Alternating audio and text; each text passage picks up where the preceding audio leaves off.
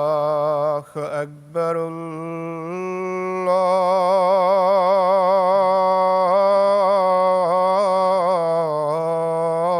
الله أكبر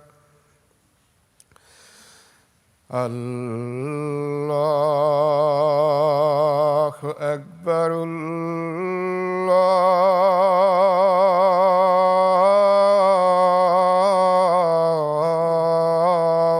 الله أكبر أشهد أن لا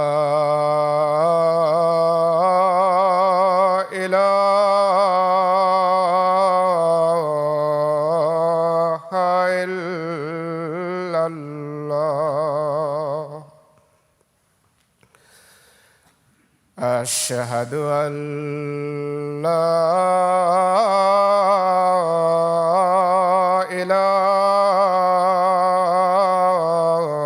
إله إلا الله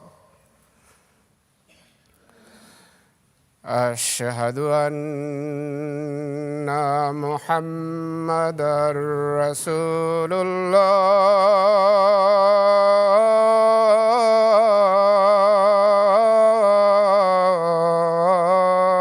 الله أشهد أن محمدًا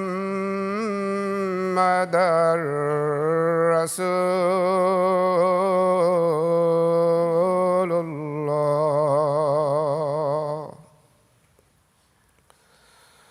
حي على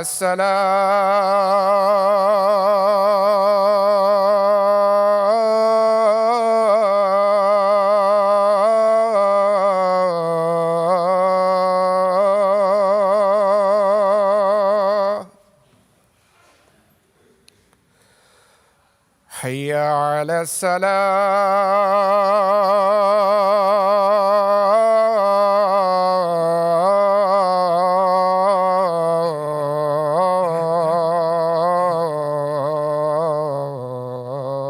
الصلاة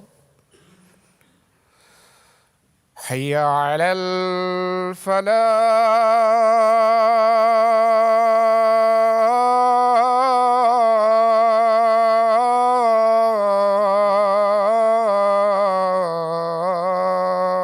الفلاح حي على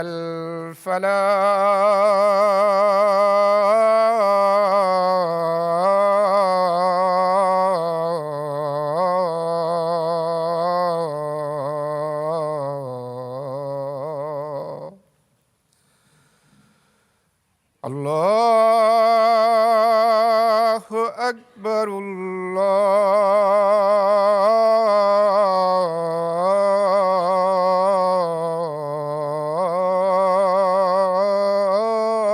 الله أكبر لا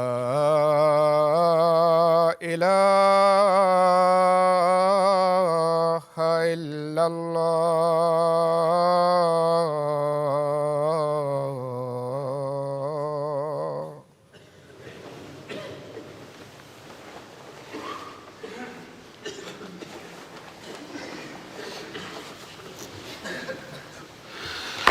السلام عليكم ورحمة الله.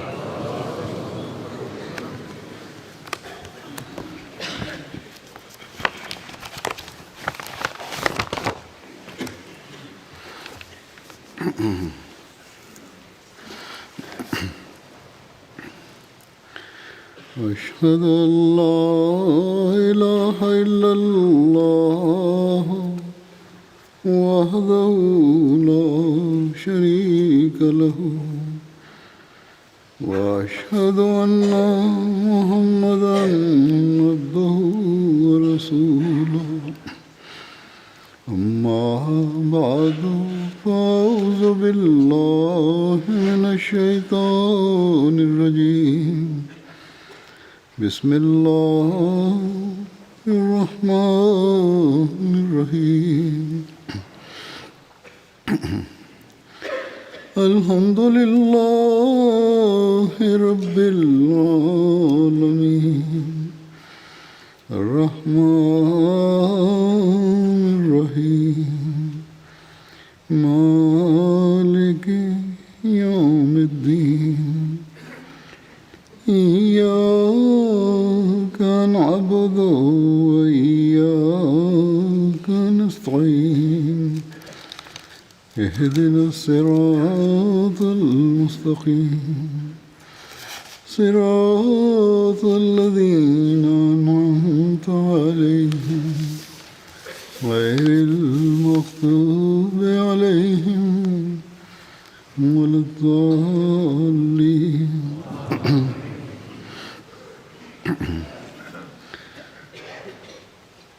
جماعت احمدیہ میں 20 فروری کا دن پیش گوئی مسلم عورت کے حوالے سے خاص طور پر یاد رکھا جاتا ہے، اور جماعتوں میں یوم مسلم عورت کے حوالے سے جلسے بھی ہوتے ہیں۔ گو میں اس بات کو پہلے بھی کئی جگہ وضاحت کر چکا ہوں، لیکن دوبارہ وضاحت کر دوں نئے آنے والوں اور بچوں کے لیے کہ یوم مسلم موعود حضرت خلیفۃ المسیح ثانی المسلم موعود کی پیدائش کی یاد میں نہیں منایا جاتا، بلکہ ایک پیش گوئی کے پورا ہونے کی یاد میں منایا جاتا ہے۔ ایسی پیش گوئی جو اسلام کی برتری اور سچائی ثابت کرنے کے لیے اللہ تعالیٰ کے الہام کے تحت حضرت مسیح موعود علیہ السلام نے کی تھی، جو حضرت مسلم موعود کی پیدائش سے 3 سال پہلے کی گئی تھی،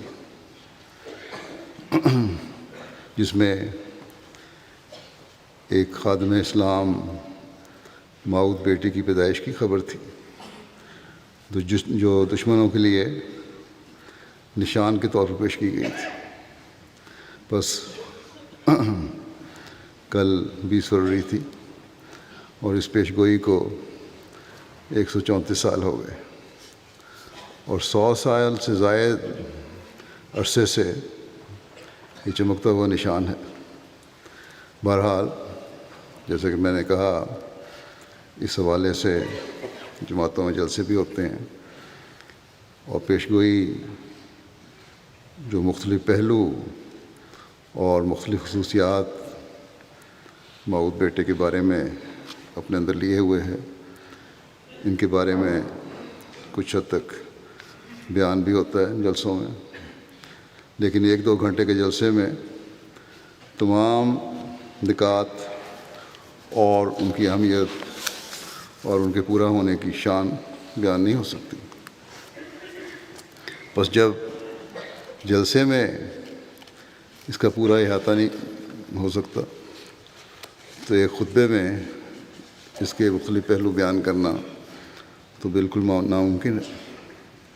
اس لیے میں نے سوچا کہ وہ نکات جن کی تفصیلات حضرت مسلم موعود رضی اللہ عنہ نے خود بیان کی ہے، ان میں سے بعض حوالے بیان کر دوں۔ حضرت مسلم موعود نے جو بیان کیا ہے اسے پڑھنے اور سننے کا ایک اپنا ہی لطف اور احساس ہوتا ہے۔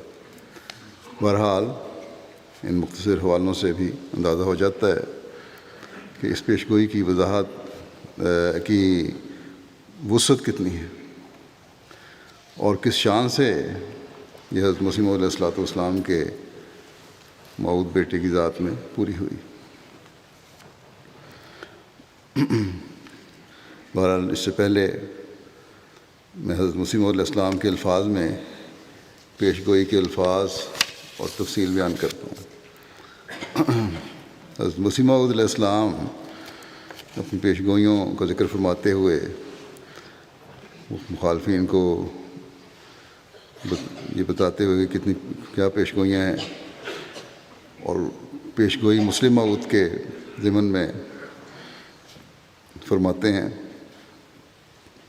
کہ پہلی پیش گوئی بے الہام اللہ تعالیٰ و علام ہی عز و جل، خدائے رحیم و کریم و برتر بزرگ و برتر نے جو ہر یک چیز پر قادر ہے، جل شانہ و عز اسمہ، مجھ کو اپنے الہام سے مخاطب کر کے فرمایا کہ میں تجھے ایک رحمت کا نشان دیتا ہوں، اسی کے موافق جو تو نے مجھ سے مانگا۔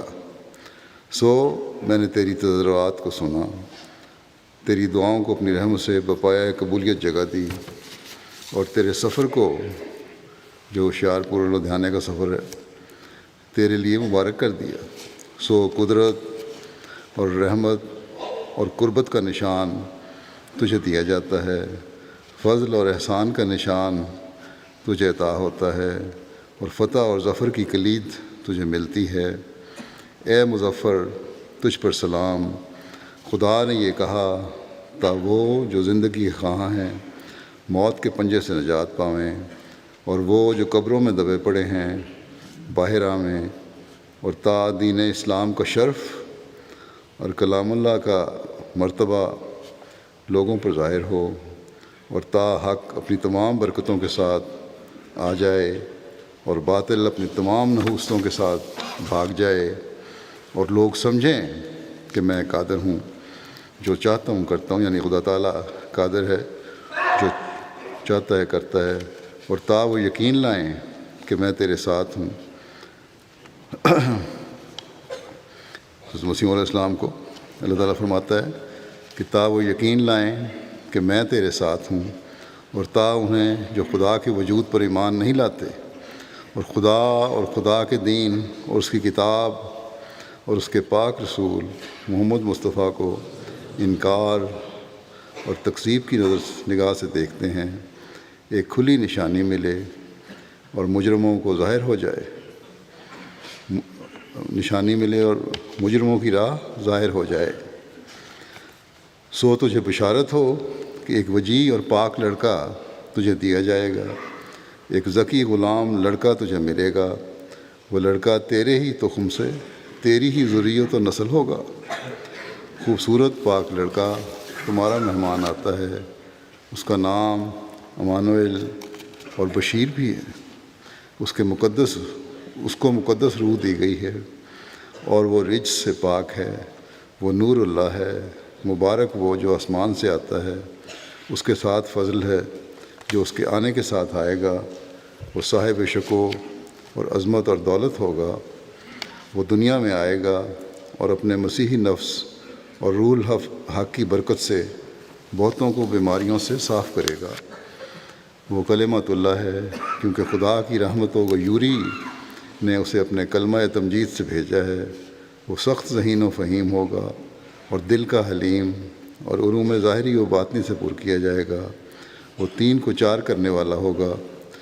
آگے آپ نے فرمایا کہ اس کے معنی سمجھ میں نہیں آئے۔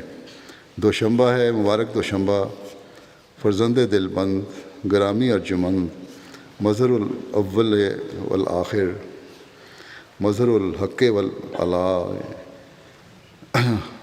کأن اللہ نزل من السماء، کأن اللہ نزل من السماء، جس کا نزول بہت مبارک اور جلال الہی کے ظہور کا موجب ہوگا۔ نور آتا ہے نور، جس کو خدا نے اپنی رضامندی کے عطر سے ممسوح کیا۔ ہم اس میں اپنی روح ڈالیں گے، اور خدا کا سایہ اس کے سر پر ہوگا۔ وہ جلد جلد بڑھے گا اور اسیروں کی رستگاری کا موجب ہوگا، اور زمین کے کناروں تک شہرت پائے گا، اور قومیں اس سے برکت پائیں گی۔ تب اپنے نفسی نقطہ آسمان کی طرف اٹھایا جائے گا، وکانہ امراً مقضیہ۔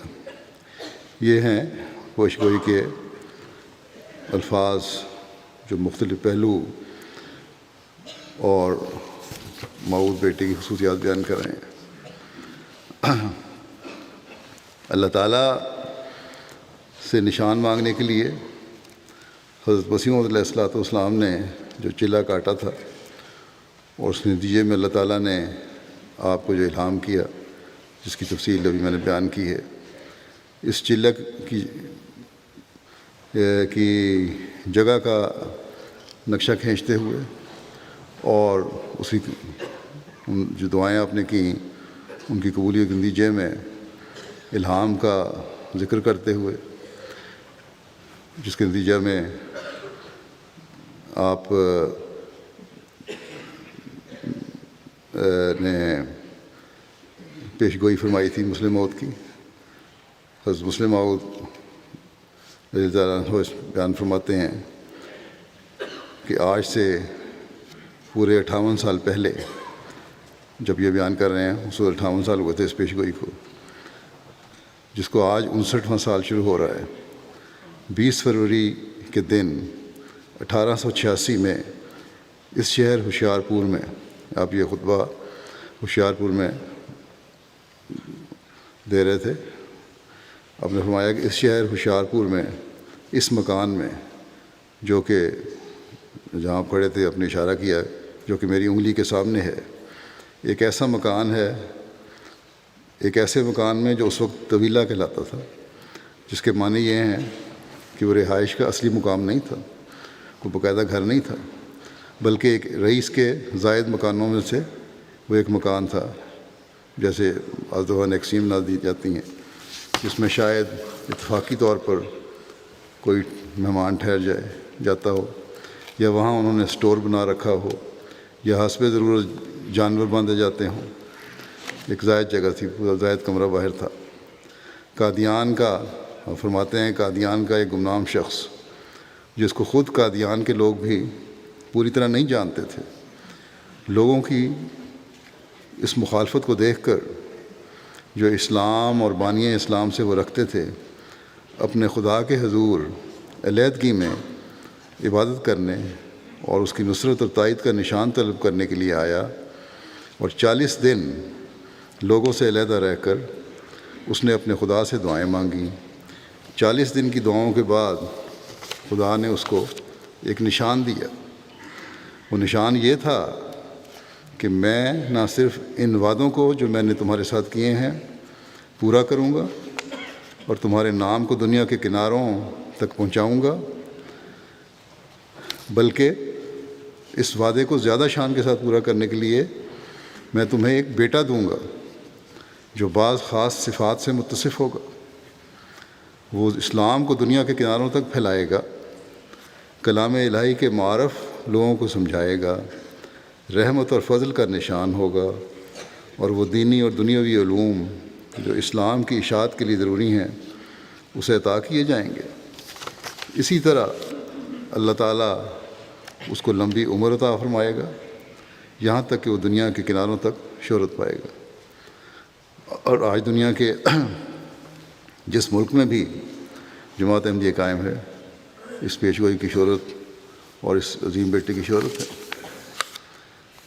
جب یہ اشتہار شائع ہوا تو اس وقت مخالفین نے اعتراض شروع کر دیے کہ یہ کون سی پیشگوئی ہے، کوئی بھی اعلان کر سکتا ہے کہ میرے ہاں بیٹا پیدا ہوگا۔ اس کا جواب بھی حضرت مسیح موعود علیہ الصلوۃ والسلام نے دیا، اور اس کا ذکر کرتے ہوئے حضرت مسلم موعود فرماتے ہیں کہ جب یہ اشتہار شائع ہوا تو دشمنوں نے اس پر بھی اعتراضات کا ایک سلسلہ شروع کر دیا۔ تب 22 مارچ 1886 کو آپ نے ایک اور اشتہار شائع فرمایا۔ دشمنوں نے اعتراض یہ کیا تھا کہ ایسی پیشگوئی کا کیا اعتبار کیا جا سکتا ہے کہ میرے ہاں ایک لڑکا پیدا ہوگا؟ کیا ہمیشہ لوگوں کے ہاں لڑکے پیدا نہیں ہوا کرتے؟ شاذ و نادر کے طور بھی کوئی ایسا شخص ہوتا ہے کہ جس کا کوئی لڑکا نہ ہو، یا جس کے ہاں لڑکیاں ہی لڑکیاں ہوں، ورنہ عام طور پر لوگوں کے ہاں لڑکے پیدا ہوتے رہتے ہیں، اور کبھی ان کی پیدائش کو کوئی خاص نشان قرار نہیں دیا جاتا۔ بس اگر آپ کے ہاں بھی کوئی لڑکا پیدا ہو جائے تو اس سے یہ کیوں کر ثابت ہوگا کہ دنیا میں اس ذریعے سے خدا تعالیٰ کا کوئی خاص نشان ظاہر ہوا ہے؟ آپ نے لوگوں کے اس اعتراض کا جواب دیتے ہوئے 22 مارچ کے اشتہار میں تحریر فرمایا حضرت مسیح علیہ السلام نے کہ یہ صرف پیش گوئی ہی نہیں بلکہ ایک عظیم الشان نشان آسمانی ہے جس کو خدائے کریم جل شانہ نے ہمارے نبی کریم رؤوف و رحیم محمد مصطفیٰ صلی اللہ علیہ وسلم کی صداقت و عظمت ظاہر کرنے کے لیے ظاہر فرمایا۔ پھر اسی اشتہار میں حضرت مسیح علیہ السلام نے تحریر فرمایا کہ بفضل ہی تعالی و احسان ہی و بے برکت حضرت خاتم الانبیاء صلی اللہ علیہ وآلہ وسلم خداوند کریم نے اس عاجز کی دعا کو قبول کر کے ایسی بابرکت روح بھیجنے کا وعدہ فرمایا ہے جس کی ظاہری و باطنی برکتیں تمام زمین پر پھیلیں گی۔ حضرت مسلم فرماتے ہیں کہ بات یہ ہے کہ اگر آپ اپنے ہاں محض ایک بیٹا پیدا ہونے کی خبر دیتے تب بھی یہ خبر اپنی ذات میں ایک پیش گوئی ہوتی، کیونکہ دنیا میں ایک حصہ خواہ وہ کتنا ہی قلیل کیوں نہ ہو بہرحال ایسے لوگوں کا ہوتا ہے جن کے ہاں کوئی اولاد نہیں ہوتی۔ دوسرے، آپ نے جب یہ اعلان کیا اس وقت آپ کی عمر 50 سال سے اوپر تھی، اور ہزاروں ہزار لوگ دنیا میں ایسے پائے جاتے ہیں جن کے ہاں 50 سال کے بعد اولاد کی پیدائش کا سلسلہ بند ہو جاتا ہے، اور پھر ایسے بھی ہوتے ہیں جن کے ہاں صرف لڑکیاں پیدا ہوتی ہیں، اور پھر ایسے بھی ہوتے ہیں جن کے ہاں لڑکے تو پیدا ہوتے ہیں مگر پیدا ہونے کے تھوڑے عرصے ہی بعد مر جاتے ہیں، اور یہ سلسلہ اور یہ سارے شبہات اس جگہ موجود تھے۔ بس اول تو کسی لڑکے کی پیدائش کی خبر دینا کسی انسان کی طاقت میں نہیں ہو سکتا، لیکن آپ بطور تنزل اس اعتراض کو تسلیم کر کے فرماتے ہیں کہ اگر مان بھی لیا جائے کہ محض کسی لڑکے کی پیدائش کی خبر دینا پیش گوئی نہیں کہلا سکتا، تو سوال یہ ہے کہ میں نے محض ایک لڑکے کی پیدائش کی کب خبر دی ہے؟ میں نے یہ تو نہیں کہا کہ میرے ہاں ایک لڑکا پیدا ہوگا، بلکہ میں نے یہ کہا ہے کہ خدا تعالیٰ نے میری دعاؤں کو قبول فرما کر ایک ایسی بابرکت روح بھیجنے کا وعدہ فرمایا جس کی ظاہری اور باطنی برکتیں تمام زمین پر پھیلیں گی۔ جیسا کہ میں نے کہا کہ آج دنیا گواہ ہے کہ اس موعود بیٹے نے دنیا کے کناروں تک شہرت پائی ہے، اور بیرون ہندوستان یا بیرون قادیان دنیا کا ہر مشن آپ کی سچائی کا ثبوت ہے۔ بہت سارے مشن دنیا میں بس مسلموں کے زمانے میں قائم ہوئے تھے، اور وہی سلسلہ اسی نظام کا سلسلہ آج تک چل رہا ہے۔ بعض لوگوں کا تھا کہ مسلم موعود بعد کے کسی عرصے میں پیدا ہونا، 100 سال بعد، 200 سال بعد یا 300 سال بعد۔ اس کی وضاحت کرتے ہوئے کہ کس وجہ سے حضرت مسیح موعود نے نشان مانگا تھا اور کیوں آپ کے زمانے میں پیدا ہونا نشان پورا ہونا چاہیے تھا، اور مسلم موعود فرماتے ہیں کہ بعض لوگ کہتے ہیں کہ مسلم موعود حضرت مسیح موعود علیہ السلام کی کسی آئندہ نسل سے 300-400 سال کے بعد آئے گا۔ وہاں بھی نسل کا ذکر ہے کہ آئندہ نسل سے 300-400 سال سے بعد آئے گا، موجودہ زمانے میں نہیں آ سکتا، مگر ان میں سے کوئی شخص خدا کا خوف نہیں کرتا کہ وہ پیش گوئی کے الفاظ کو دیکھے اور ان پر غور کرے۔ حضرت مسیح موعود علیہ السلام تو لکھتے ہیں کہ اس وقت اسلام پر اعتراض کیا جاتا ہے کہ اسلام اپنے اندر نشان نمائی کی کوئی طاقت نہیں رکھتا۔ چنانچہ پنڈت لیکھ رام اعتراض کر رہا تھا کہ اگر اسلام سچا ہے تو نشان دکھایا جائے۔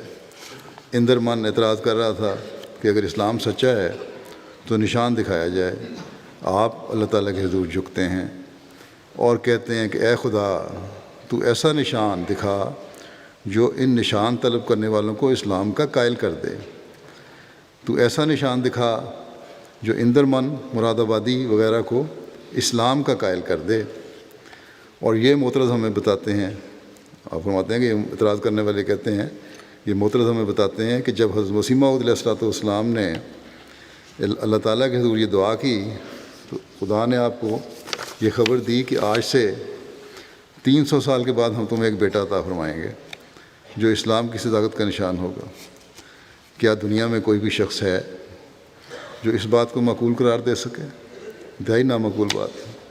یہ تو ایسی بات ہے جیسے کوئی شخص سخت پیاسا ہو اور کسی شخص کے دروازے پر جائے اور کہے بھائی مجھے سخت پیاس لگی ہوئی ہے، خدا کے لیے مجھے پانی پلاؤ، اور وہ آگے سے جواب دے گھر والا کہ صاحب آپ گھبرائیں نہیں، میں نے امریکہ خط لکھا ہوا ہے، وہاں سے اسی سال کے آخر تک ایک اعلیٰ درجے کا ایسنس آ جائے گا، شربت آ جائے گا، اور اگلے سال آپ کو شربت بنا کر پلا دیا جائے گا۔ کوئی پاگل سے پاگل بھی ایسی بات نہیں کر سکتا، کوئی پاگل سے پاگل بھی ایسی بات خدا اور اس کے رسول کی طرف منسوب نہیں کر سکتا۔ پنڈت لیکھ رام، منشی اندرمن مراد آبادی اور قادیان کے ہندو تو یہ کہہ رہے ہیں کہ اسلام کے متعلق یہ دعویٰ کہ اس کا خدا دنیا کو نشان دکھانے کی طاقت رکھتا ہے ایک جھوٹا اور بے بنیاد دعویٰ ہے۔ اگر اس دعوے میں کوئی حقیقت ہے تو ہمیں نشان دکھایا جائے۔ اور حضرت مسیح علیہ السلام اللہ تعالیٰ کے حضور جھکتے ہیں اور کہتے ہیں کہ اے خدا، میں تجھ سے دعا کرتا ہوں کہ تو مجھے رحمت کا نشان دکھا، تو مجھے قدرت اور قربت کا نشان عطا فرما۔ بس یہ نشان تو ایسے قریب ترین عرصے میں ظاہر ہونا چاہیے تھا جب کہ وہ لوگ زندہ موجود ہوتے جنہوں نے یہ نشان طلب کیا تھا۔ چنانچہ ایسا ہی ہوا۔ 1889 میں 1889 میں جب میری پیدائش اللہ تعالیٰ کی پیشگوئی کے متحد ہوئی تو وہ لوگ زندہ موجود تھے جنہوں نے حضرت مسیح علیہ السلام سے نشان مانگا تھا۔ پھر جوں میں بڑا، اللہ تعالیٰ کے نشانات زیادہ سے زیادہ ظاہر ہوتے چلے گئے۔ بس یہ نشان حضرت مسیح علیہ السلام کی زندگی میں اور ان لوگوں کی زندگی میں جو اسلام پر اعتراض کرتے تھے ظاہر ہونا ضروری تھا، جنہوں نے نشان مانگا تھا اور یہ ظاہر ہوا۔ یہ بھی بڑی اہم بات ہے کہ ہمیں یہ معلوم ہو کہ اس پیشگوئی کی اغراض کیا تھی اور کیوں حضرت مسیح کے زمانے میں ان اغراض کا حصول ضروری تھا۔ کچھ تو میں نے مختصر بیان کیا ابھی، اور کیوں یہ آپ کے بیٹے جو آپ کی جسمانی اور خونی اولاد اور آپ کا وہ بیٹا جس کی جسمانی باپ آپ تھے، اس کے حق میں یہ پورا ہونا نشان ضروری تھا۔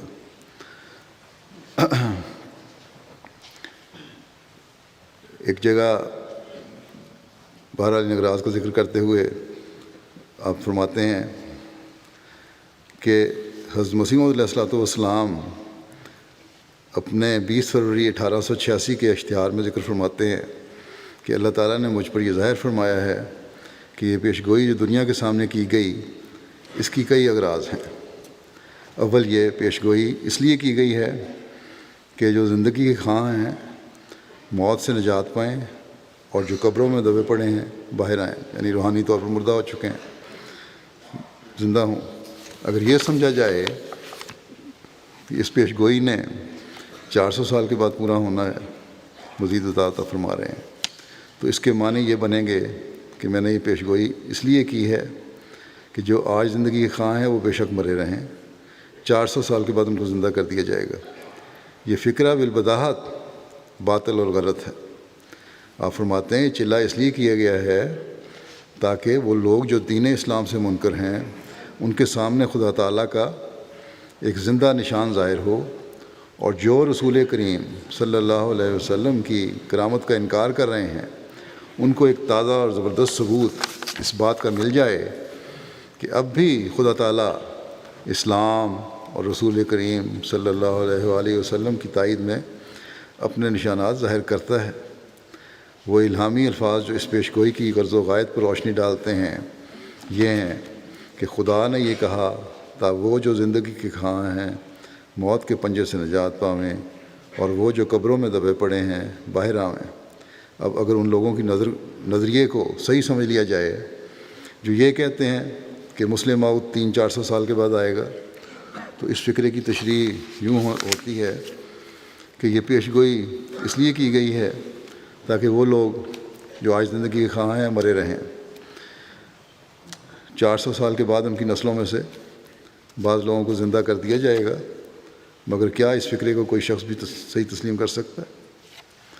دوسرے، یہ پیش گوئی اس لیے کی گئی تھی تا دین اسلام کا شرف ظاہر ہو اور کلام اللہ کا مرتبہ لوگوں پر عیاں ہو۔ اس فکرے کے صاف طور پر یہ معنی ہے کہ دین اسلام کا شرف اس وقت لوگوں پر ظاہر نہیں، اسی طرح کلام اللہ کا مرتبہ اس وقت لوگوں پر ظاہر نہیں، مگر یہ جاتا ہے کہ خدا نے یہ پیش گوئی اس لیے کی ہے تا دین اسلام کا شرف اور کلام اللہ کا مرتبہ آج سے 300 سال کے بعد یا 400 سال کے بعد جب یہ لوگ بھی مر جائیں گے، ان کی اولادیں بھی مر جائیں گی اور ان کی اولادیں بھی مر جائیں گی، لوگوں پر ظاہر کیا جائے، جب نہ پنڈت لیکھ رام ہوگا، نہ منشی اندرمن مراد آبادی ہوگا، نہ ان کی اولادیں ہوں گی اور نہ ان کی اولادوں کی اولادیں ہوں گی، اس وقت دین اسلام کا شرف اور کلام اللہ کا مرتبہ لوگوں پر ظاہر کیا جائے گا۔ بتاؤ کہ کیا کوئی بھی شخص ان معنوں کو درست سمجھ سکتا ہے؟ کوئی عقل ہے ان میں؟ تیسرے، آپ نے فرمایا یہ پیش گوئی اس لیے کی گئی ہے تاکہ، یعنی حضرت مسلم نے فرمایا، تاکہ حق اپنی تمام برکتوں کے ساتھ آ جائے اور باطل اپنی تمام نحوستوں کے ساتھ بھاگ جائے۔ اس کے معنی بھی ظاہر ہیں کہ حق اس وقت کمزور ہے اور باطل غلبہ پر ہے۔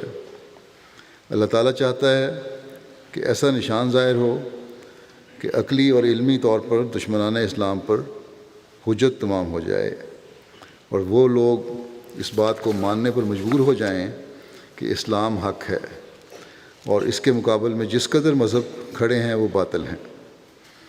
چوتھی غرض اس پیش گوئی کی یہ بیان کی گئی تھی کہ تا لوگ سمجھیں کہ میں قادر ہوں اور جو چاہتا ہوں کرتا ہوں۔ اب یہ غور کرنے والی بات ہے کہ لوگ خدا تعالیٰ کو اس صورت میں کس طرح قادر سمجھ سکتے تھے؟ اگر یہ کہہ دیا جاتا کہ 300 سال کے بعد یا 400 سال کے بعد ایک ایسا نشان ظاہر ہوگا جس سے تم یہ تسلیم کرنے پر مجبور ہو جاؤ گے کہ اسلام کا خدا قادر ہے، ایسی پیش گوئی کو لیکھ رام کیا اہمیت دے سکتا تھا؟ یا وہ لوگ جو اس وقت دین اسلام پر اعتراضات کر رہے تھے، رسول کریم صلی اللہ علیہ وسلم کے نشانات کو باطل قرار دے رہے تھے، اسلام کو ایک مردہ مذہب قرار دے رہے تھے، ان پر کیا حجت ہو سکتی تھی کہ تم 400 سال کے بعد خدا تعالیٰ کو قادر سمجھنے لگ جاؤ گے؟ 400 سال کے بعد پوری ہونے والی پیش گوئی سے وہ لوگ خدا تعالیٰ کو کس طرح قادر سمجھ سکتے تھے؟ وہ تو یہی کہتے کہ ہم ان زبانی دعووں کو تسلیم نہیں کر سکتے کہ 400 سال کے بعد ایسا ہو جائے گا۔ یہ تو ہر کوئی کہہ سکتا ہے، بات تب ہے کہ ہمارے سامنے نشان دکھایا جائے اور اسلام کے خدا کا قادر ہونا ثابت کیا جائے۔ بس یہ آپ کی زندگی میں پورا ہونا تھا یہ نشان۔ پانچویں غرض یہ بیان کی گئی تھی کہ تا وہ یقین لائیں کہ میں تیرے ساتھ ہوں، یعنی اللہ تعالیٰ حضرت مسیح علیہ السلام کے ساتھ ہے۔ اگر اس پیش گوئی نے 400 سال کے بعد ہی پورا ہونا تھا تو اس زمانے کے لوگ یہ کس طرح یقین کر سکتے تھے کہ خدا تعالیٰ حضرت مسیح علیہ السلام کے ساتھ ہے؟ چھٹی غرض یہ بیان کی گئی تھی کہ تا انہیں جو خدا کے وجود پر ایمان نہیں لاتے اور خدا اور اس کے دین اور اس کی کتاب اور اس کے پاک رسول محمد مصطفیٰ صلی اللہ علیہ وآلہ وسلم کا انکار اور تکذیب کی نگاہ سے دیکھتے ہیں، ایک کھلی نشانی ملے۔ اس کے معنی بھی یہی بنتے ہیں کہ وہ لوگ جو میرے زمانے میں اسلام کی تکذیب کر رہے ہیں، یعنی حضرت مسیح علیہ السلام کے زمانے میں، ان کے سامنے میں یہ پیش گوئی کرتا ہوں کہ انہیں اسلام کی صداقت کی ایک بڑی کھلی نشانی ملے گی، مگر ملے گی 400 سال کے بعد، جب موجودہ زمانے کے لوگوں بلکہ ان کی اولادوں اور ان کی اولادوں میں سے بھی کوئی زندہ نہیں ہوگا۔ اب یہ بھی کوئی عقل کی بات نہیں ہے۔ ساتویں، آپ نے بیان فرمایا کہ یہ پیش گوئی اس لیے کی گئی ہے تاکہ مجرموں کی راہ ظاہر ہو جائے اور پتہ لگ جائے کہ وہ جھوٹے ہیں۔ 400 سال کے بعد آنے والے وجود سے اس زمانے کے لوگوں کو کیوں کر پتہ لگ سکتا ہے کہ وہ جھوٹ بول رہے تھے مجرم؟ بس یہ پیش گوئی حضرت مسیح علیہ السلام کی اپنی اولاد میں سے تھی، اور جیسا کہ پیش گوئی کے الفاظ ہیں کہ تیرے ہی تخم سے تیری ہی ذریت اور نسل کا ہوگا، بعد کی نسل میں سے نہیں۔ آپ کے بیٹے کے بارے میں تھی یہ، جو بڑی شان سے پوری ہوئی اور 52 سال تک اس مسلم موت کی خلافت ایک روشن چمکتے نشان کی طرح دنیا پر ظاہر ہوئی، اور آپ کے علم و معرفت کے جو کام ہے اس کے غیر بھی معترف ہوئے، جس کی تفصیل جماعت کے لٹریچر میں موجود ہے، اور بیان کرنے لگوں تو کافی وقت لگ جائے۔ حضرت خلیفۃ مسیح ثانی یہ اعلان فرماتے ہوئے کہ میں ہی مسلم موعود میں، پہلے آپ پر یہ اعتراض تھا کہ آپ نے اعلان نہیں کیا، 1944 میں آپ نے اعلان کیا۔ اعلان فرماتے ہوئے آپ نے فرمایا کہ میں کہتا ہوں اور خدا تعالیٰ کی قسم کھا کر کہتا ہوں کہ میں ہی مسلم موعود کی پیش گوئی کا مصداق ہوں، اور مجھے ہی اللہ تعالیٰ نے ان پیش گوئیوں کا مورد بنایا ہے جو ایک آنے والے موعود کے متعلق حضرت مسیح موعود علیہ السلام نے فرمائیں۔ جو شخص سمجھتا ہے کہ میں نے افتراء سے کام لیا ہے یا اس بارے میں جھوٹ اور کذب بیانی کا ارتکاب کیا ہے، وہ آئے اور اس معاملے میں میرے ساتھ مباہلہ کر لے، اور یا پھر اللہ تعالیٰ کی موقت بعذاب قسم کھا کر اعلان کر دے کہ اسے خدا نے کہا ہے کہ میں جھوٹ سے کام لے رہا ہوں۔ پھر اللہ تعالیٰ خود بخود اپنے آسمانی نشانات سے فیصلہ فرما دے گا کہ کون کاذب ہے اور کون صادق۔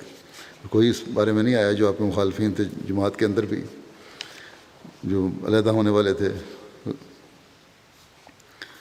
اور اگر آپ فرماتے ہیں اگر وہ کہتے ہیں کہ خواب تو سچا ہے، جیسا کہ مصری صاحب نے کہا جو بعض مرتد ہو گئے تھے، کہ پھر اس کی حقیقت پر وہ مضمون لکھیں۔ میں ان کے اس مضمون کا جواب دوں گا، اور میں یقین رکھتا ہوں کہ اگر وہ اس مقابلے میں آئے تو ایسی منہ کی کھائیں گے کہ مدتوں یاد رکھیں گے۔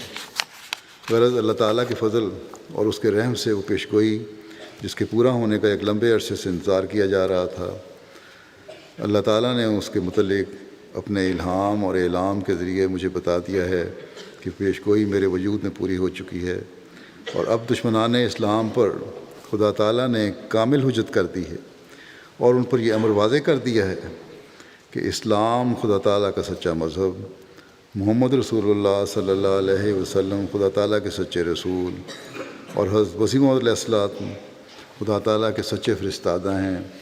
جھوٹے ہیں وہ لوگ جو اسلام کو جھوٹا کہتے ہیں، کاذب ہیں وہ لوگ جو محمد رسول اللہ صلی اللہ علیہ وسلم کو کاذب کہتے ہیں۔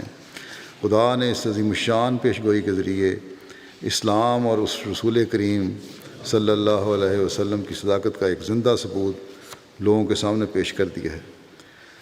اور فرماتے ہیں بھلا کس شخص کی طاقت تھی کہ وہ 1886 میں آج سے پورے 58 سال قبل اپنی طرف سے خبر دے سکتا کہ اس کے ہاں 9 سال کے عرصے میں ایک لڑکا پیدا ہوگا، وہ جلد جلد بڑھے گا، وہ دنیا کے کناروں تک شہرت پائے گا، وہ اسلام اور رسول کریم صلی اللہ علیہ وسلم کا نام دنیا میں پھیلائے گا، وہ علوم ظاہری اور باطنی سے پر کیا جائے گا، وہ جلال الہی کے ظہور کا موجب ہوگا، اور خدا تعالیٰ کی قدرت اور اس کی قربت اور اس کی رحمت کا وہ ایک زندہ نشان ہوگا۔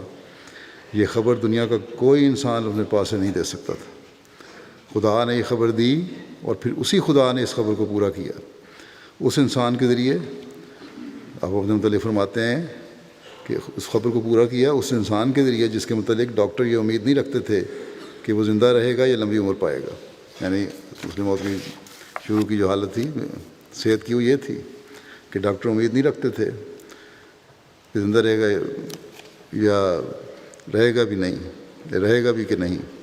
بہرحال پھر آگے آپ بیان کرتے ہیں کہ اپنے بارے میں کہ میری صحت بچپن میں ایسی خراب تھی کہ ایک موقع پر ڈاکٹر مرزا یعقوب بیگ صاحب نے میرے متعلق حضرت مسیح علیہ السلام سے کہہ دیا کہ اسے سیل ہو گئی ہے، کسی پہاڑی مقام پر اسے بھجوا دیا جائے۔ چنانچہ حضرت مسیح علیہ السلام نے مجھے شملہ بھجوا دیا، مگر وہاں جا کر میں اداس ہو گیا اور اس وجہ سے جلدی ہی واپس آ گیا۔ غرض ایسا انسان جس کی صحت کبھی ایک دن بھی اچھی نہیں ہوئی، اس انسان کو خدا نے زندہ رکھا، اور اس لیے زندہ رکھا کہ اس کے ذریعے اپنی پیشگوئیوں کو پورا کرے اور اسلام اور احمدیت کی صداقت کا ثبوت لوگوں کے سامنے مہیا کرے۔ پھر وہ شخص تھا جسے علوم ظاہری میں سے کوئی علم حاصل نہیں تھا، مگر خدا نے اپنے فضل سے فرشتوں کو میری تعلیم کے لیے بھجوایا اور مجھے قرآن کے ان مطالب سے آگاہ فرمایا جو کسی انسان کے وہم اور گمان میں بھی نہیں آ سکتے تھے۔ وہ علم جو خدا نے مجھے عطا فرمایا، وہ چشمہ روحانی جو میرے سینے میں پھوٹا، وہ خیالی یا قیاسی نہیں ہے، بلکہ ایسا قطعی اور یقینی ہے کہ میں ساری دنیا کو چیلنج کرتا ہوں کہ اگر اس دنیا کے پردے پر کوئی شخص ایسا ہے جو یہ دعویٰ کرتا ہو کہ خدا تعالیٰ کی طرف سے اسے قرآن سکھایا گیا ہے، تو میں ہر وقت اس سے مقابلہ کرنے کے لیے تیار ہوں۔ یہ چیلنج دیا تھا آپ نے اس زمانے میں۔ لیکن آپ فرماتے ہیں لیکن میں جانتا ہوں آج دنیا کے پردے پر سوائے میرے اور کوئی شخص نہیں جسے خدا کی طرف سے قرآن کریم کا علم عطا فرمایا گیا ہو۔ خدا نے مجھے علم قرآن بخشا ہے اور اس زمانے میں اس نے قرآن سکھانے کے لیے مجھے دنیا کا استاد مقرر کیا ہے۔ خدا نے مجھے اس غرض کے لیے کھڑا کیا ہے کہ میں محمد رسول اللہ صلی اللہ علیہ وسلم اور قرآن کریم کے نام کو دنیا کے کناروں تک پہنچاؤں اور اسلام کے مقابلے میں دنیا کے تمام باطل ادیان کو ہمیشہ کی شکست دے دوں۔ دنیا زور لگا لے، وہ اپنی تمام طاقتوں اور جمعیتوں کو اکٹھا کر لے، عیسائی بادشاہ بھی اور ان کی حکومتیں بھی مل جائیں، یورپ بھی اور امریکہ بھی اکٹھا ہو جائے، دنیا کی تمام بڑی بڑی مالدار اور طاقتور قومیں اکٹھی ہو جائیں اور وہ مجھے اس مقصد میں ناکام کرنے کے لیے متحد ہو جائیں، پھر بھی میں خدا کی قسم کھا کر کہتا ہوں کہ وہ میرے مقابلے میں ناکام رہیں گی اور خدا میری دعاؤں اور تدابیر کے سامنے ان کے تمام منصوبوں اور مکروں اور فریبوں کو ملیا میٹ کر دے گا، اور خدا میرے ذریعے سے یا میرے شاگردوں اور اتباع کے ذریعے سے اس پیشگوئی کی صداقت ثابت کرنے کے لیے رسول کریم صلی اللہ علیہ وسلم کے نام کے طفیل اور صدقے اسلام کی عزت کو قائم کرے گا، اور اس وقت تک دنیا کو نہیں چھوڑے گا جب تک اسلام پھر اپنی پوری شان کے ساتھ دنیا میں قائم نہ ہو جائے، اور جب تک محمد رسول اللہ صلی اللہ علیہ وسلم کا پھر دنیا کا زندہ نبی تسلیم نہ کر لیجیے۔ بس یہ کوئی معمولی اعلان نہیں تھا۔ جیسے میں نے کہا، آپ کا 52 سالہ دور جو ہے خلافت کا، اور اس کا ہر دن جو ہے اس کی شان کو ظاہر کر رہا ہے۔ پھر آپ فرماتے ہیں کہ اے میرے دوستو، میں اپنے لیے کسی عزت کا خواہاں نہیں، نہ جب تک خدا تعالیٰ مجھ پر ظاہر کرے کسی مزید عمر کا امیدوار ہوں۔ یہ بھی نہیں کہتا مزید عمر ملے، ہاں خدا تعالیٰ کے فضل کا میں امیدوار ہوں، اور میں کامل یقین رکھتا ہوں کہ رسول کریم صلی اللہ علیہ وسلم اور اسلام کی عزت کے قیام میں اور دوبارہ اسلام کو اپنے پاؤں پر کھڑا کرنے اور مسیحیت کے کچلنے میں میرے گزشتہ یا آئندہ کاموں کا انشاءاللہ بہت کچھ حصہ ہوگا، اور وہ ایڑیاں جو شیطان کا سر کچلیں گی اور مسیحیت کا خاتمہ کریں گی، ان میں سے ایک ایڑی میری بھی ہوگی انشاءاللہ تعالی۔ آپ نے فرمایا، میں اس سچائی کو نہایت کھلے طور پر ساری دنیا کے سامنے پیش کرتا ہوں۔ یہ آواز وہ ہے جو زمین و آسمان کے خدا کی آواز ہے، یہ مشیت وہ ہے جو زمین و آسمان کے خدا کی مشیت ہے۔ یہ سچائی نہیں ٹلے گی، نہیں ٹلے گی اور نہیں ٹلے گی۔ اسلام دنیا پر غالب آ کر رہے گا انشاءاللہ تعالی۔ مسیحیت دنیا میں مغلوب ہو کر رہے گی۔ اب کوئی سہارا نہیں جو عیسائیت کو میرے حملوں سے بچا سکے۔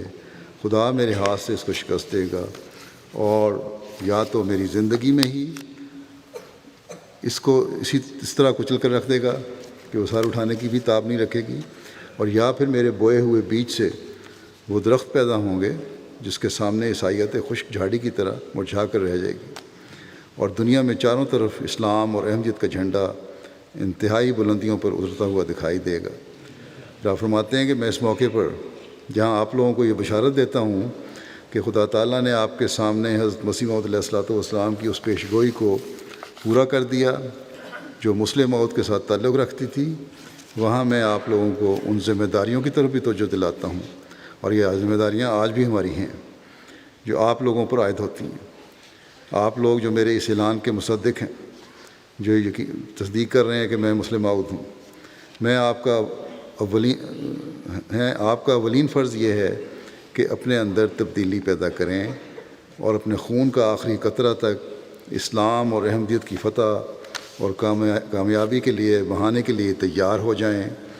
بے شک آپ لوگ خوش ہو سکتے ہیں، پیش گوئی کا اظہار کرنے کی خوشی کی جاتی ہے، آپ خوش ہو سکتے ہیں کہ خدا نے اس پیش گوئی کو پورا کیا، بلکہ میں کہتا ہوں کہ آپ کو یقیناً خوش ہونا چاہیے، کیونکہ حضرت مسیح موعود علیہ الصلوۃ والسلام نے خود لکھا ہے کہ تم خوش ہو اور خوشی سے اچھلو۔ اس پیش گوئی کے بعد اس کے بعد آپ فرمایا خوشی سے اچھلو کہ اس کے بعد اب روشنی آئے گی۔ اس نے فرمایا بس میں تمہیں خوش ہونے سے نہیں روکتا، میں تمہیں اچھلنے کودنے سے نہیں روکتا، بے شک تم خوشیاں مناؤ اور خوشی سے اچھلو اور کودو، لیکن میں کہتا ہوں کہ اس خوشی اور اچھل کود میں تم اپنی ذمہ داریوں کو فراموش مت کرو۔ جس طرح خدا نے مجھے رویا میں دکھایا تھا کہ میں تیزی کے ساتھ بھاگتا چلا جا رہا ہوں اور زمین میرے پیروں کے نیچے سمٹتی جا رہی ہے، اسی طرح اللہ تعالیٰ نے الہاماً میرے متعلق یہ خبر دی ہے کہ میں جلد جلد بڑھوں گا۔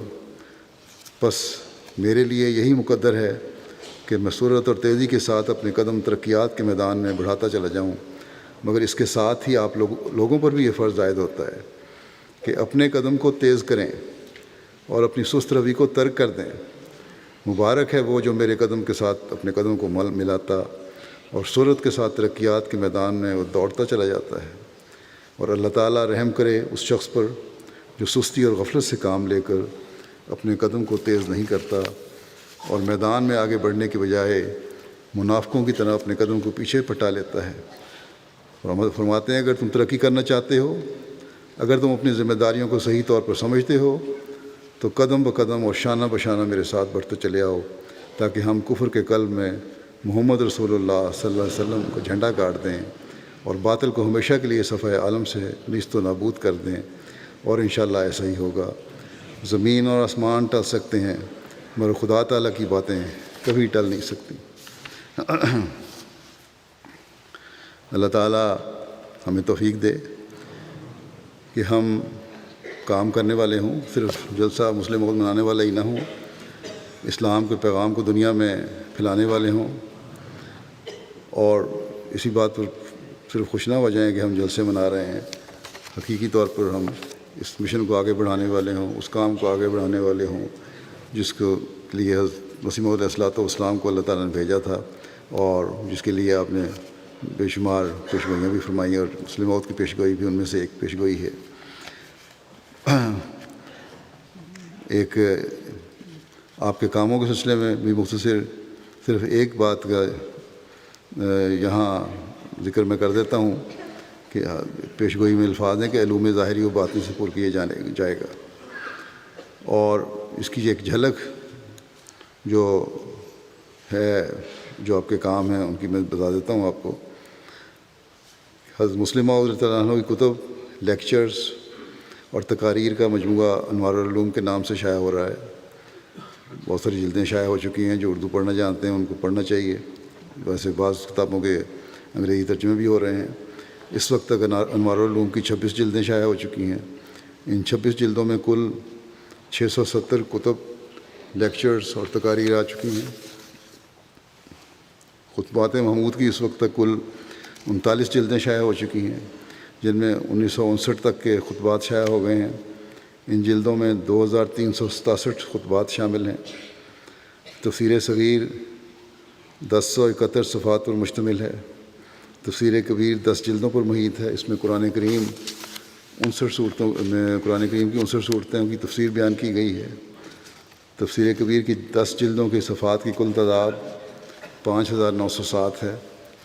غیر مطبوعہ تفسیر حضرت مسلم موعود کے درس القرآن جو کہ غیر مطبوعہ تھے، وہ ریسرچ سیل نے کمپوز کرنے کے بعد فضل نور فاؤنڈیشن کے سپرد کر دیے ہیں۔ اس کے 3094 صفحات ہیں۔ اس کے بعد اب ریسرچ سیل کو میں نے کہا تھا تو حضرت مسلم موعود کی تحریرات اور فرمودات سے تفسیر قرآن اکٹھی کی جائے، جس پر کام شروع کیا گیا ہے، اور اب تک 9000 صفحات پر مشتمل تفسیر لی جا چکی ہے، اور اس پر مزید کام جاری ہے۔ یہ تو ہے ایک مختصر جائزہ آپ کے کاموں کا۔ لیکن اسی جائزے کو حضرت خلیفہ مسیح ثالث رحمہ اللہ تعالیٰ نے اپنے وقت میں بھی ایک وقت اپنے ایک خطبے میں بیان فرمایا تھا. حضرت خلیفہ مسیح ثالث کا بھی وہ اقتباس میں پڑھ دیتا ہوں. آپ فرماتے ہیں کہ خدا تعالیٰ نے کہا تھا حضرت مسلم موعود کے بارے میں کہ وہ علوم ظاہری و باطنی سے پر کیا جائے گا. اس کے متعلق خلیفہ مسیح ثالث کہتے ہیں کہ میں نے بہت سی تفصیلات جمع کی تھیں، لیکن اس وقت میں صرف وہ نقشہ ہی پیش کر سکتا ہوں جو میں نے اس غرض کے لیے تیار کروایا ہے، اور وہ یہ ہے. تفسیر اس سلسلے میں حضور کی ایک تفسیر تو تفسیر کبیر ہے، جو خود اتنی عجیب تفسیر ہے کہ جس شخص نے بھی غور سے اس کے کسی ایک حصے کو پڑھا ہوگا وہ یہ بات تسلیم کرنے پر مجبور ہوگا کہ اگر دنیا میں کوئی خدا رسیدہ بزرگ پیدا ہوتا اور وہ صرف یہ حصہ قرآن کریم کا تفسیری نوٹوں کے ساتھ شائع کر دیتا تو یہ اس کو دنیا کی نگاہ میں بزرگ ترین انسانوں میں سے ایک انسان بنانے کے لیے کافی تھا. لیکن اس پر ہی بس نہیں، قرآن کریم پر اور بہت سی کتب لکھیں، اور میرا خیال ہے کہ حضور نے صرف قرآن کریم کی تفسیر پر ہی 8-10 ہزار صفحات لکھے ہیں. تفسیر کبیر کی 11 مجلدات بھی ان میں شامل ہیں. کلام کے اوپر حضور نے 10 کتب اور رسائل لکھے. روحانیات، اسلامی اخلاق اور اسلامی عقائد پر 31 کتب اور رسائل تحریر فرمائے. سیرت و سوانے پر 13 کتب اور رسائل لکھے. تاریخ پر 4 کتب اور رسائل. فقہ پر 3 کتب اور رسائل. سیاسیات قبل از تقسیم ہند 25 کتب اور رسائل. سیاسیات بعد از تقسیم ہند و قیام پاکستان 9 کتب اور رسائل. سیاست کشمیر 15 کتب اور رسائل. تحریک احمدیت کے مخصوص مسائل و تحریکات پر ایک کم 100 کتب و رسائل یعنی 99. ان سب کتب و رسائل کا مجموعہ 225 بنتا ہے. تو جیسا کہ اصول شاید معلومات بھی پوری نہ دی گئی ہوں آپ کو، اب زیادہ مزید معلومات ہیں جیسا کہ پہلے میں نے بیان کیا. بہرحال آپ فرماتے ہیں تو جیسا کہ فرمایا تھا کہ الہام میں کہ وہ علوم ظاہری و باطنی سے پر کیا جائے گا، ان پر ایک نظر ڈال لیں تو ان میں علوم ظاہری بھی نظر آتے ہیں اور علوم باطنی بھی نظر آتے ہیں. اور پھر لطف یہ کہ جب بھی آپ نے کوئی کتاب یا رسالہ لکھا، ہر شخص نے یہی کہا کہ اس سے بہتر نہیں لکھا جا سکتا. سیاست میں جب آپ نے قیادت سنبھالی یا جب بھی آپ نے سیاست کے بارے میں قائدانہ مشورے دیے، بڑے سے بڑے مخالف بھی آپ کی بے مثال قابلیت کو تسلیم کرنے پر مجبور ہو گئے. غرض حضور کے علوم ظاہری و باطنی سے پر ہونے کے متعلق ایک بڑی تفصیل ہے، جس کے 1000ویں حصے میں بھی حضرت خلیفہ مسیح ثالث کہتے ہیں کہ اس کے 1000ویں حصے میں بھی میں نہیں جا سکتا. صرف ایک سرسری سی چیز آپ کے سامنے رکھ دی ہے اور اس سے ختم کرتا ہوں. اللہ تعالیٰ کی ہزاروں رحمتیں ہوں آپ پر، اور ہر آن اللہ تعالیٰ آپ کے درجات بلند فرماتا رہے، اور ہم حضرت مسیح موعود علیہ الصلوۃ والسلام کے اس بیٹے کی طرح اسلام کی اشاعت کا درد اپنے دل میں بھی پیدا کرنے والے ہوں، اور اسلام کی خدمت کے لیے ہم ہر وقت کمر بستہ ہوں، اور ان لوگوں میں شامل ہوں جن کے جو دین کی خدمت کرنے والے ہوں، نہ کہ ان لوگوں میں جن کے بارے میں حضرت مسلم موعود نے فرمایا تھا کہ آپ کے وقت میں یہ سلسلہ بدنام نہ ہو. اللہ تعالیٰ نہ کرے کہ سلسلہ بدنام کرنے والے ہوں، بلکہ خدمت میں آگے سے آگے بڑھتے چلے جانے والے ہوں. نماز کے بعد میں 2 جنازے بھی پڑھاؤں گا. غائب جنازہ ہیں. ایک ہے محترمہ مریم الزبتھ صاحبہ کا، جو محترم مولانا عمر علی کھوکھر صاحب رئیس ملتان اور سابق امیر ملتان کی دوسری اہلیہ تھی. 86 سال کی عمر میں ایک حادثے کے نتیجے میں یہ وفات ہو گئی. انا للہ و انا الیہ راجعون. یہ اور ان کی بیٹی لفٹ میں تھیں، وہاں اس میں حادثہ ہوا اور لفٹ کی خرابی کی وجہ سے بیٹی بھی ان کی اس میں زخمی ہوئی ہیں، ہسپتال میں ہیں. بہرحال یہ سروائیو نہیں کر سکی. انہوں نے، یہ جرمن خاتون تھیں، ہیمبرگ میں رہتی تھیں، اور 1934 کی ان کی پیدائش ہے. 1952 میں انہوں نے بیعت کی اور ملک عمر علی کھوکر صاحب کی ساتھ ان کی شادی ہوئی. پھر یہ پاکستان منتقل ہو گئیں. پھر ان کی وفات کے بعد پھر جرمنی آ گئیں, پھر واپس پاکستان چلی گئیں. وصیت کے بابرکت نظام میں شامل تھیں, 100 صلوات کی پابند تھیں, وقت پر نماز پڑھنے کا بڑا اہتمام کرتی تھیں اور بڑا حساب رکھا کرتی تھیں سورج غروب ہونے اور سورج طلوع ہونے کے وقتوں کا. قرآن کریم کی تلاوت بھی باقاعدگی سے کرنے والی تھیں, روزے رکھا کرتی تھیں باقاعدگی سے. آپ کے بچوں نے یہ بیان کیا ہے کہ ہمارے ابا نے ان کی شادی, ابا جان سے ان کی شادی 1952 میں ہوئی. اس وقت کے مربی سلسلہ جرمنی مکرم عبداللطیف صاحب نے بیعت کروا کر نکاح پڑھایا.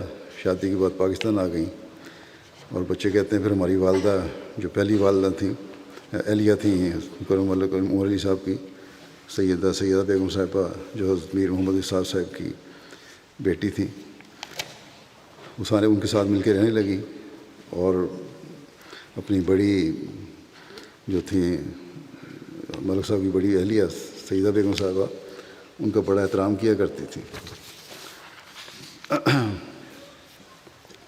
پاکستان آ کے انہوں نے نماز اور قرآن کریم پڑھنا شروع کیا. اس کے لیے ان کے لیے پڑھانے والے کا انتظام کیا گیا اور سب سے پہلے انہوں نے جو کتاب پڑھی حضرت مسیح علیہ السلام کی, وہ اسلامی اصول کی فلسفی تھی. پاکستان رہنے کی وجہ سے ان کو اردو اور سرائیکی زبان بھی کچھ بول بھی لیتی تھیں اور سمجھتی بھی ٹھیک طرح تھیں. ان کے 2 بچے تھے, ایک بیٹا اور ایک بیٹی. جب ان کی شادیوں کا فیصلہ کا وقت آیا تو جو ملک صاحب کی بڑی اہلیہ تھیں سیدہ بیگم صاحبہ, ان پہ فیصلہ چھوڑا کہ آپ جہاں بہتر سمجھتی ہیں ان کی شادیاں کر دیں جو رشتے بہتر ہوں. ان کے بچوں سے ایک بیٹا ہے طارق علی اور بیٹی ہیں طاہرہ. اللہ تعالیٰ مرحومہ سے مغفرت و رحم کا سلوک فرمائے, راجمند فرمائے. دوسرا جنازہ ہے عزیزم جاہد فارس احمد کا, جو 12 سال کی عمر میں وفات پا گیا. انا للہ و انا الیہ راجعون. یہ طارق نوری اور عطیت العزیز خدیجہ کا بیٹا تھا اور عزیزم جاہد کے نانا فاروق احمد خان ہیں جو حضرت عبدالحفیظ بیگم صاحبہ کے پوتے ہیں, سب سے بڑے پوتے. انہوں نے بھی لکھا ہے اور بہت سارے لوگوں نے بھی مجھے لکھا, ان کے ساتھی جو تھے لڑکے, کہ بڑی نمایاں خصوصیات کا حامل بچہ تھا. یہ انتہائی سلجھا ہوا, خلافت کے ساتھ گہری محبت رکھنے والا, اور مجھے باقاعدگی سے یہ خط لکھا کرتا تھا. ہمیشہ اس نے امتحان ہوئے ہیں یا دوسری باتیں ہوئیں, مجھے ہمیشہ خط لکھا. اپنے احمدی ہونے پر وہاں فخر تھا, اور پاکستان میں احمدی ہونا اسکول میں بھی بتانا بڑی بات ہے یہ. اور خطبات باقاعدہ سنا کرتا تھا. یہ وقف نو تھا, کلاسز میں بھی شامل ہونے والا تھا. اپنی عمر کے لحاظ سے وقف نو کا نصاب بھی اس کو سارا یاد تھا. سیدھا حضرت مسیح علیہ السلام کا بھی یاد کر رہا تھا. جماعتی چندوں میں تحریک جدید وقف جدید میں جو اس پہ لاگو تھے ان میں باقاعدگی سے حصہ لیتا تھا خود ہی. نماز سینٹر میں باقاعدگی سے نماز پڑھنے جانا, باجماعت نماز کی طرف توجہ, فجر کے بعد باقاعدگی سے تلاوت کیا کرتا تھا. اور اس کے ساتھیوں نے بھی لکھا کہ بڑی اچھی آواز تھی اس کی. 7ویں جماعت کا طالب علم تھا, اور جنریٹر میں گھر میں آگ لگنے کی وجہ سے اس کو بھی آگ لگی اور زخمی ہوا. ٹھیک ہو رہا تھا, لیکن ڈاکٹروں نے یہی بتایا پہلے کہ ٹھیک ہو رہا ہے, زخم مندمل ہو رہے ہیں, لیکن پھر کوئی انفیکشن زیادہ بڑھ گئی ہے, ہسپتال کی انفیکشن ہوئی ہے, کیا وجہ, بہرحال اس وجہ سے پھر باقی اعضاء پر بھی اثر ہونا شروع ہوا انفیکشن کی وجہ سے, اور پھر یہ ہسپتال میں اس کی وفات ہو گئی. اللہ تعالیٰ مرحوم سے بچہ ہے, یقیناً بچے اس مضمون کے معصوم بچے ہیں, جنتی تو ہوتے ہیں. اللہ تعالیٰ اس کو اپنے پیاروں کی قربت میں جگہ دے. اور اس کی ماں نے ہی اس کو پالا ہے، باپ نے تو کبھی زندگی بھر نہیں پوچھا، علیحدہ ہو گیا تھا، اور ماں اور نانا نانی اس کو پالتے رہے ہیں۔ اللہ تعالیٰ ان کو بھی صبر و حوصلہ دے، اور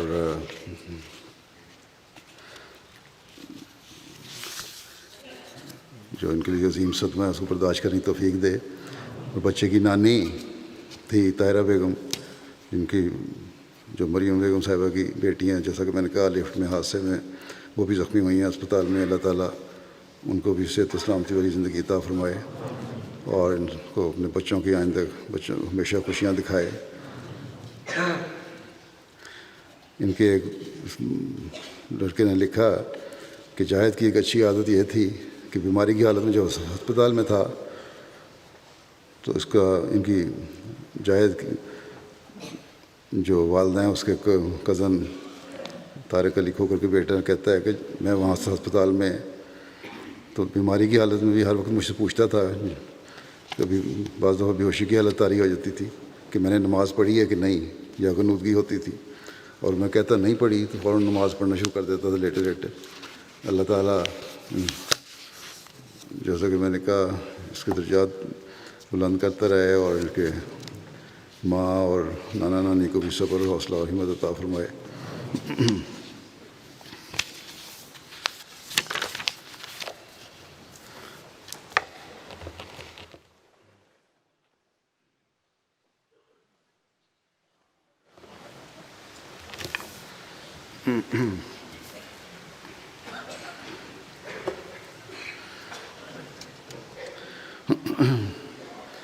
الحمد لله نحمده ونستعينه ونستغفره ونؤمن به ونتوكل عليه ونعوذ بالله من شرور أنفسنا ومن سيئات أعمالنا، من يهده الله فلا مضل له ومن يضلل فلا هادي له، ونشهد أن لا إله إلا الله ونشهد أن محمدا عبده ورسوله۔ عباد الله رحمكم الله، إن الله يأمر بالعدل والإحسان وإيتاء ذي القربى وينهى عن الفحشاء والمنكر والبغي يعظكم لعلكم تذكرون۔ اذكروا الله يذكركم وادعوه يستجب لكم، ولذكر الله أكبر۔